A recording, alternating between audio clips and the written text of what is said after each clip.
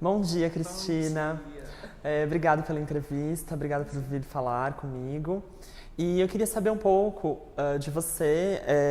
Queria que você se apresentasse, queria que você falasse um pouquinho de você, a sua idade e aonde você vive, onde você nasceu e onde você vive atualmente. Bom, meu nome é Cristina Suzuki, eu nasci em São Paulo, vivo e trabalho aqui em Santo André, né? Tenho 49 anos e sou artista visual, entre outras coisinhas. Legal. Legal. E eu queria que você me contasse um pouco da sua experiência artística, quando você iniciou a sua carreira.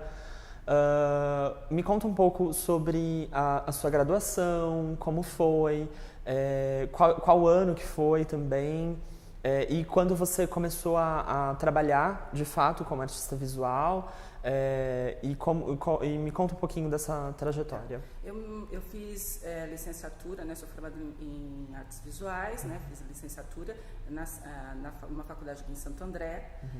Isso me formei em 1990. Comecei minha produção, né? Na faculdade, logo depois que eu saí da faculdade, eu comecei minha produção, fiz um ateliê durante 2 anos com uma artista que estava, né, na época tinha uma linguagem parecida com a minha e tal, que é a Mônica Nado. E aí depois de 2 anos eu parei de produzir, né, e fiquei 8 anos parada, né, retomei minha produção em 2000. E a partir daí eu comecei a fazer outras, o que a gente chama de cursos extracurriculares, né. Em 90 eu ainda fiz algumas coisas, fiz vários cursos de vivências artísticas, tal, com vários artistas, né? E aí depois dessa parada eu retomei fazendo cursos de reciclagem, né? Desde história da arte, fotografia, cursos de acompanhamento de processos que comecei a fazer. Né? Então, eu considero que em 2000 eu retomei os estudos, vamos dizer assim, e em 2004, 2005 mais ou menos, eu comecei a elaborar uma pesquisa que eu considero que foi o start para uma pesquisa contínua, né? Que até hoje eu continuo ela. Entendi. Que legal. E me conta também um pouco sobre professores importantes que foram na sua trajetória. Quais outras coisas legais que você acredita que tenham influenciado a sua carreira? Quais pessoas que tenham influenciado? Tá. E que influenciam hoje também. Né? Tá. Também é válido. Sim, né? Sempre, né? Acho que eu sou o tipo de artista que ao longo do tempo sempre precisou e sempre buscou, né, interlocutores, né? Então, mesmo ainda antes de levar esse nome, né, interlocutores. Então, na faculdade, uma dos professores que acho que mais influenciaram, claro que todos têm o seu grau de importância, tal, mas que abriu a questão da possibilidade de fazer arte, né? Você pode viver de arte e que ser artista era seguir uma carreira, né? Que mostrou isso muito claramente foi a Ana Maria Tavares, né? E que acabou Ainda na faculdade? Ainda na faculdade. Ela foi uma das minhas professoras nos últimos semestres da graduação. Legal. E aí ela que nos apresentou assim, esse circuito da arte que na década de 80, no final da década de 80 estava se formando, né? E o boom que deu, né? Ela é uma das artistas da geração 80, né? Que despontou para o mercado e que abriu uma série de possibilidades para a arte contemporânea no Brasil, né? Eu acredito. E aí ela me apresentou a Mônica Nado, que ela foi a primeira artista, de fato, assim, que não era uma referência de livros, e sim uma referência presencial, né? Viva, né? E é onde eu fiz ateliê com ela 2 anos, porque a Ana falou assim, olha, o que você está começando a desenvolver está muito próximo da pesquisa, o que a gente chama de a família de artistas, né? Que trabalham com referenciais parecidos com o seu. E aí eu fiz ateliê com ela 2 anos e realmente aí as conversas, as teorias sobre arte contemporânea, sobre o que está acontecendo no momento, elas foram muito importantes para aquela época. Apesar de eu ter parado 2 anos depois, eles ficaram como referência forte. Sim. Né? E na minha retomada, todos os outros cursos que eu fiz, né, que eram desde História da Arte, que inclusive muitas coisas foram feitas através do equipamento, né, daqui de Santo André, que é a Casa do Olhar, tal, muitos que nós estamos, inclusive, na Casa do Olhar, técnica, né?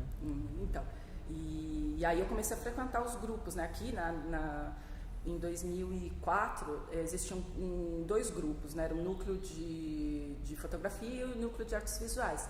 Então era um grupo de artistas que se reuniam para justamente discutir arte. E aí eu comecei a aprender essa dinâmica, né? E aí com todos os artistas, né? Que eu também aprendi muito, né? Porque cada um traz uma referência diferente, e tal. Então os colegas também ensinam a gente. E outros artistas que ao longo do tempo eu fui fazendo cursos, né? Então, deixa eu lembrar, tem o Sérgio, que acho que foi o último curso de acompanhamento relacionado à pintura, né? Sérgio Nikolichev, que eu gostei muito. A fotografia, que me foi apresentada através do curso do Eduardo Castanho, que eu fiz no MAN, também foi uma coisa interessante, foi um curso muito interessante e importante para mim, porque eu fui lá sem saber de nada. Comprei a minha primeira câmera analógica e fui lá sem saber de nada. Era um curso muito com pessoas muito heterogêneas, né? Que já tinham referenciais, já sabiam fotografar, outras que não, tal. E eu justamente fiz o curso numa época em que a fotografia digital estava muito em alta, estava começando, aliás, a entrar aqui. Então eu peguei essa transição. Eu comecei fotografando analógico e logo na sequência mudei para o digital, né? Foi interessante também, foi marcante, porque a partir disso eu produzi as minhas primeiras, que eu considero os meus primeiros trabalhos, as minhas primeiras... Legal. Bom, você mais que ninguém sabe que eu desenvolvo uma pesquisa de doutorado que é ligada, que trata sobre os salões de arte contemporânea do ABC Paulista. E eu queria saber um pouco mais sobre a sua passagem no salão especificamente o de Santo André, e em que eles cooperaram com a sua carreira. Né? Queria que você me contasse também um pouco sobre a passagem, como você já vem de um tempo que não existiu mais o Salão de São Bernardo, por exemplo. Queria que você me contasse um pouco como foi a sua aproximação desses espaços daqui do ABC. Né, contar da experiência do Salão de Santo André e desses espaços. Quando eu retomei, então, em 2000, né, aí eu comecei a frequentar efetivamente os ambientes e tomar conhecimento de como é que essa dinâmica, né, dos salões acontecia, né. Então, o primeiro espaço claro foi o Salão de Santo André, até porque eu frequentava a Casa do Olhar, que administra, né, o salão. Né? E aí, então, assim, a partir de 2004, 2005, eu comecei a enviar propostas, a me inscrever no salão, né, de Santo André. Entre 2004 e 2000, eu acho que até 2013, eu mandei frequentemente, acho que talvez tenha uma falha aí de 1 ou 2 anos que eu não tenho enviado para o salão. A primeira vez que eu fui entrar no salão de Santo André foi em 2011. Né?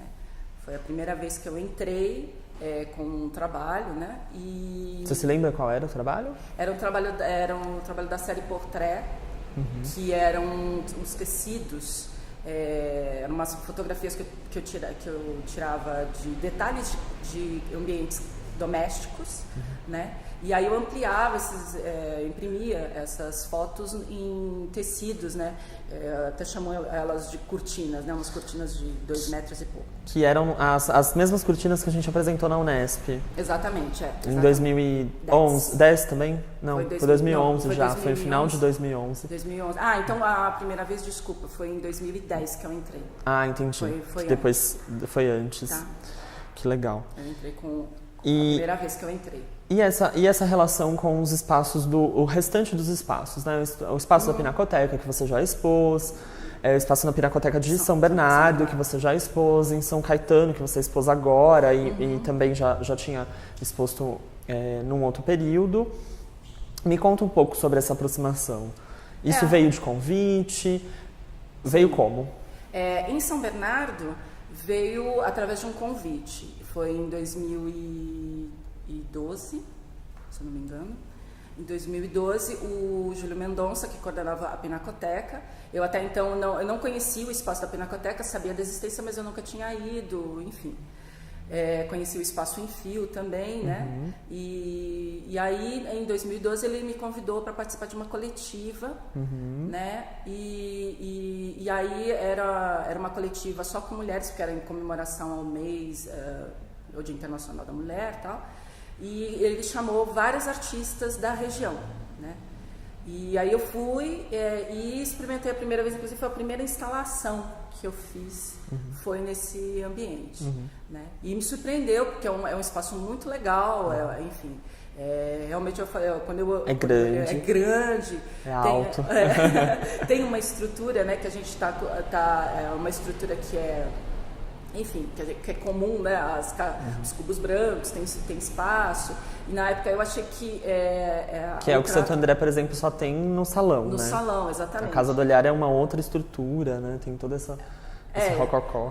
Exatamente. É um espaço bem mais desafiador, assim, para a exposição, né?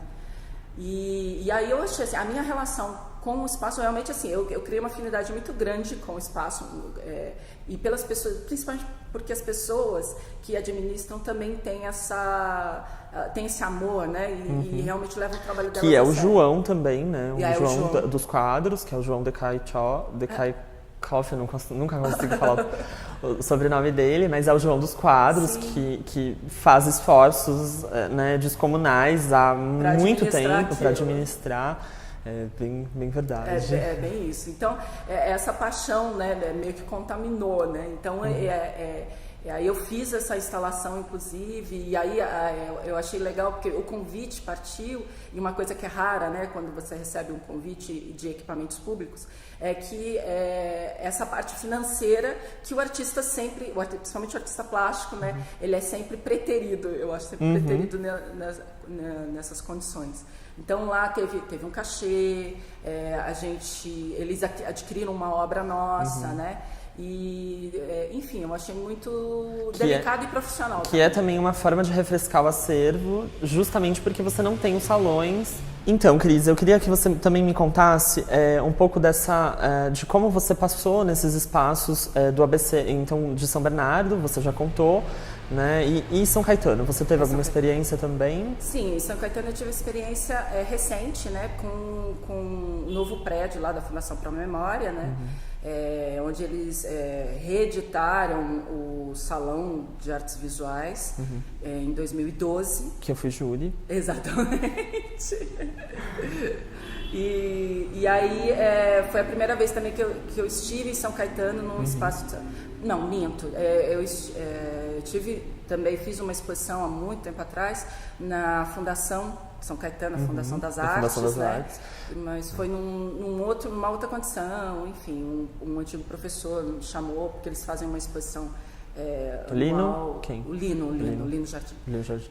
E aí ele me convidou, isso foi acho que em 2006, acho que até antes disso, 2004, mais ou menos. E aí depois eu só voltei a um espaço lá em São Caetano, que eu acredito também que não tinha espaço de exposição, pelo menos voltado para a arte contemporânea. Era só, ficava restrito à Fundação das Artes. Exatamente. E até para salão, né?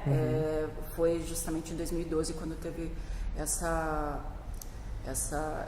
primeira edição do salão, né? Da nova fase do salão. E esse ano eu voltei lá também a convite, né?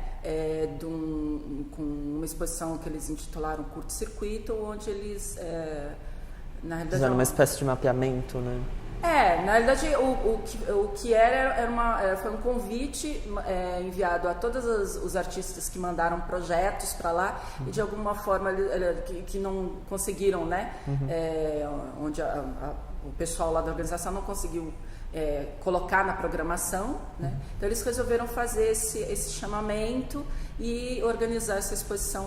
Foi um ajuntamento. Foi um ajuntamento, tanto de artistas da região, quanto teve muitos artistas de São Paulo, muitos que eu conhecia lá em São Paulo também. E me conta um pouco, eu queria saber qual foi a sua idade quando você ganhou o prêmio em Santo André. Porque, na verdade, você expôs algumas vezes no Salão de Santo André. Sim, teve 3 vezes. 3 vezes. E uma delas você ganhou um prêmio Aquisição, que foi com aquela obra dos clichês, que tem a relação com o verbal, né, que tem toda a relação com o carimbo, que é a pesquisa que você anda figurando mais recente, né, hoje. É a pesquisa mais recente. Quantos anos você tinha? Isso foi em 2012, então eu tinha 47. Tá, 47. 46 para 47. Entendi. E, na sua opinião, foi importante a participação desse salão e por quê?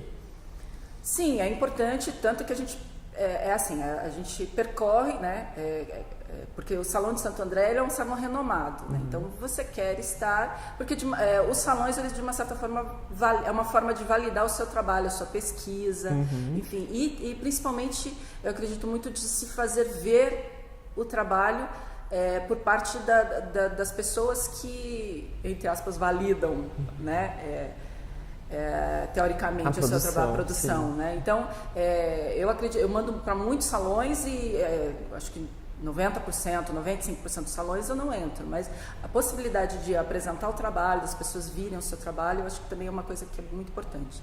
E para mim foi assim, especialmente, tem a parte profissional, claro, né, que é você ter um prêmio. Foi o meu primeiro prêmio em salões, né, e sendo aqui de Santo André tem a parte afetiva, né, porque é a cidade onde eu moro, claro, tal, tem a questão afetiva de pertencer ao acervo no local onde você habita, enfim, onde você vive. Sem dúvida.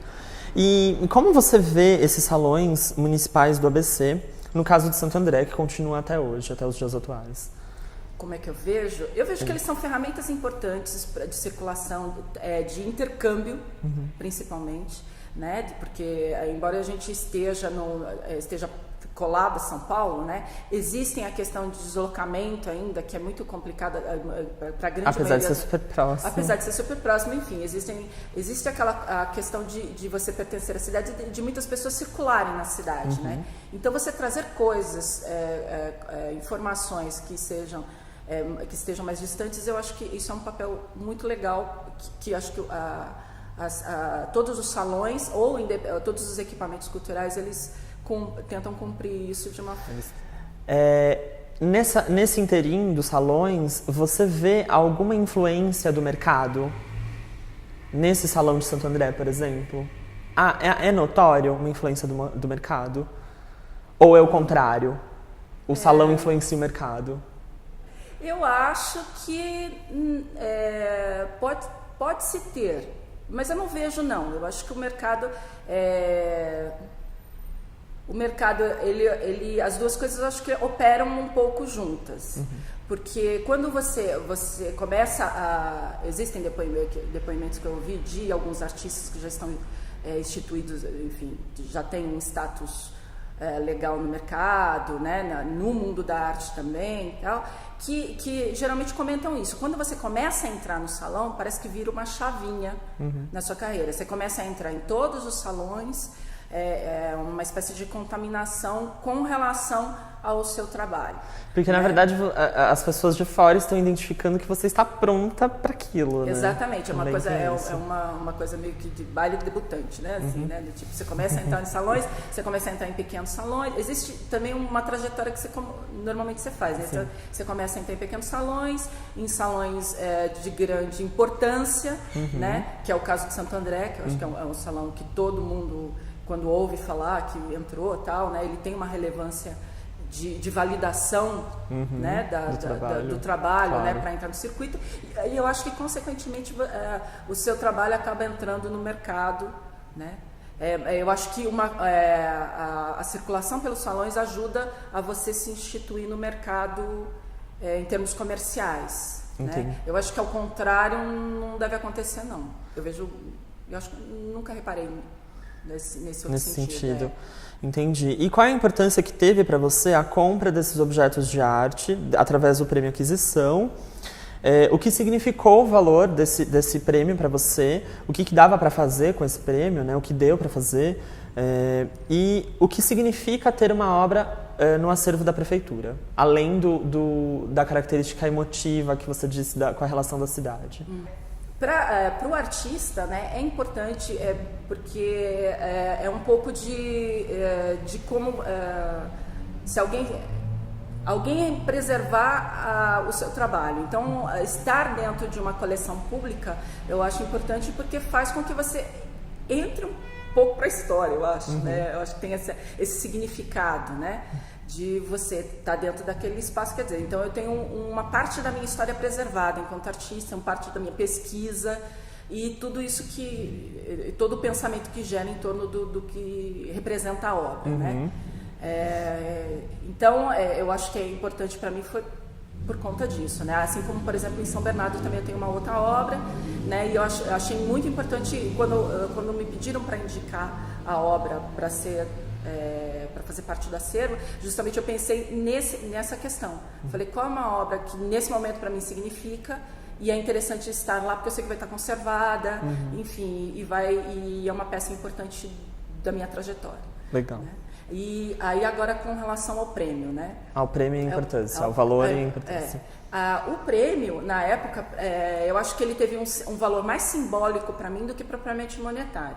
Porque hoje, Santo André, o prêmio de Santo André, aliás, a premiação que você recebe é o valor que você coloca na sua ficha de inscrição, que é o valor da sua obra, né? E eu, eu sou uma artista que está numa ascensão, espero, no mercado, né?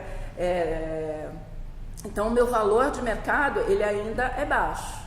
Né? Então, o valor que eu recebi, se for tratar de custo-benefício, quer dizer, de todo o investimento que eu fiz especificamente no Salão de Santo André, desde quando eu comecei a mandar até hoje, e as próprias obras, ele não tem um custo-benefício. E não fecha, a conta não fecha. A conta não fecha, está longe de fechar. Né? Então, ele o que deu para fazer com esse dinheiro? Só para ter uma ideia, né? Você conseguiu comprar material para trabalhar durante tantos meses, ou você conseguiu fazer uma nova inscrição? Eu acho que talvez o valor, eu acabei absorvendo o prêmio e acabei pagando conta, né? Aí, claro. Na realidade, ele acabou entrando nessa questão. Eu não separei o dinheiro para, por exemplo, comprar o material, mas seria talvez o que eu ganhei, ele daria para comprar alguma coisa, sei lá, talvez algumas tintas, na época como eram os clichês, né? Então esse material aí talvez desse para completar a série, fazer mais umas 5, 6 peças. Não era muita coisa, porque o clichê ele tem um custo alto, né? Custo alto de produção. Entendi. Que legal, muito obrigado. Já acabou. Eu acho que é sempre um prazer falar com você. Eu espero muito sucesso e que venham muitos sucessos para nós.